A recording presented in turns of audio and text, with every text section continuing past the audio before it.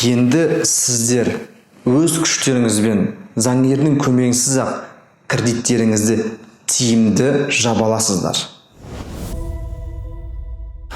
Сіздермен бірге заңгер Шыныбаев Марғұлан. 10 жылдан астам тәжірибеміз бар. Осы 10 жылдың ішінде талай адамдарға көмектесіп проблемаларын шештік.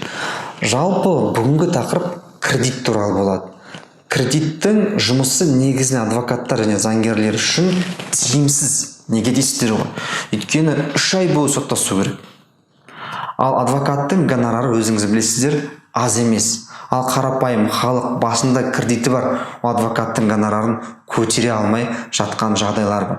Сондықтан ең тиімді жолы ол заңгердің кеңесімен өзіңіздің кредитіңізді өзіңіз жабу. Яғни юрист заңгер кеңес береді, соның кеңесінің негізінде сіздер арызды өткізесіздер және өз кредитіңізді тиімді жабу амалы. Жалпы осы мақсатта мен мастер-класс түсірдім.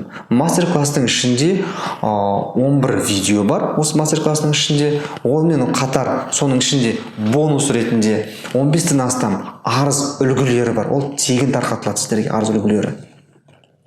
Осы арыздың үлгісінде мастер-класстың негізінде сіздер өз кредиттеріңізді өздеріңіз жабуға жол табасыздар. Жалпы мастер-класстың ішінде қандай тақырыптар болады, мен жазып алған, біраз айтып өтейін.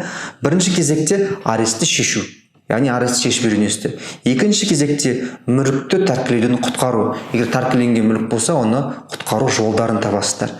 Үшіншіден проценттерді азайту. Бәріміз білеміз, проценттерді азайту ең қазіргі үлкен тема. Төртіншіден коллекторға, сот орындаушыға қалай қарсы тұруды үйренесіздер. Бесіншіден қалай сотқа арыз өткізу және қалай соттасу керек екенін үйренесіздер. Яғни полный спектр сіз үйреніп шығасыздар.